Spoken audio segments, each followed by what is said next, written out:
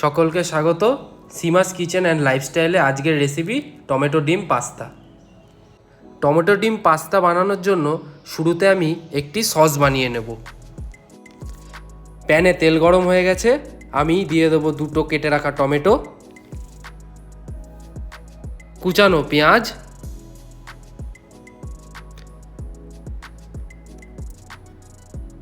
আর দিয়ে দেব 8-10টা গোটা রসুন, দিয়ে দেব স্বাদ মতো লবণ। এবার এটাকে ভালো করে মিশিয়ে নিতে হবে, ভালো করে একটু সতে করে নিতে হবে। এবার ফ্লেমটাকে মিডিয়াম করে দিয়ে ঢাকনা চাপা দিয়ে 5 থেকে 6 মিনিট এটাকে সিদ্ধ করে নেব। 5-6 মিনিট হয়ে গেছে, এবার ঢাকনাটা সরিয়ে দেখে নেব ভালোভাবে টমেটোটা সিদ্ধ হয়েছে কি না।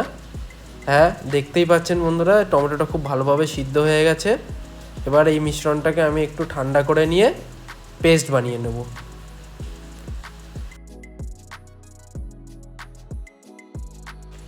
খুব ভালো করে পেস্ট বানানো হয়ে গেছে।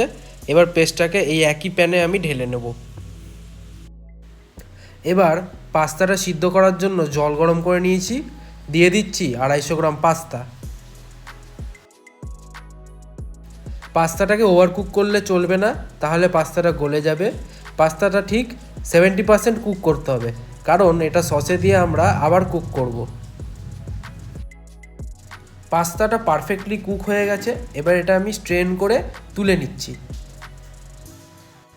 একটা সিক্রেট টিপস, 1 কাপ পাস্তার জল আমাদের এখান থেকে তুলে নিতে হবে, দিয়ে এটাকে সসের মধ্যে অ্যাড করে দিতে হবে। সাধারণ জলের জায়গায় এই পাস্তার জলটা দিলে স্বাদটা আরও বেটার হয়।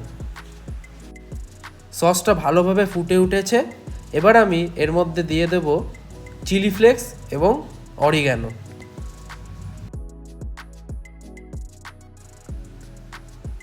ভালোভাবে মিশিয়ে নেব।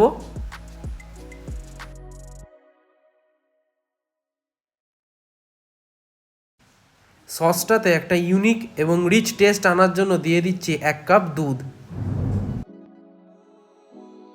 ভালোভাবে মিশিয়ে নিতে হবে।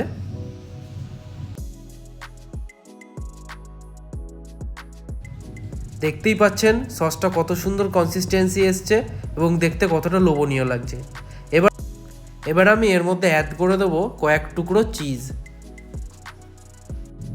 ভালোভাবে সসের সাথে মিশিয়ে নিতে হবে। এবার আমি দেবো 15 গ্রাম বাটার। বাটারটা দিলে পাস্তাতে খুব সুন্দর একটা ফ্লেভার আসে। বাটারটা ভালোভাবে মেল্ট করে সসের মধ্যে মিলিয়ে নিতে হবে।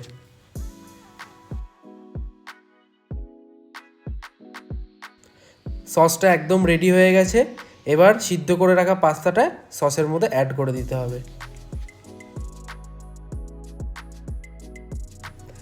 পাস্তার সাথে সসটা খুব ভালোভাবে মেশানো হয়ে গেছে। এবার আমি গার্নিশ করে দেবো একটু ফ্রেশ কোরিয়ান্ডার দিয়ে। এই ধনেপাতাটা দিলে একটা ফ্রেশ টেস্ট অ্যাড হয়। ভালোভাবে মিশিয়ে নিতে হবে। এবার আমি পরিবেশন করব।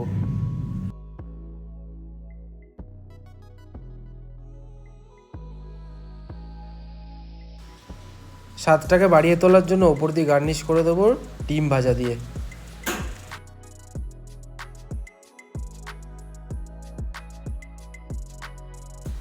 সবশেষে দেবো কুচনো ধনেপাতা। রেসিপিটি ভালো লাগলে আমাকে কমেন্টে জানাবেন, আর অবশ্যই বাড়িতে ট্রাই করবেন। আর ভিডিওটি ভালো লেগে থাকলে আমার চ্যানেলটিকে সাবস্ক্রাইব করবেন এবং পাশে থাকবেন।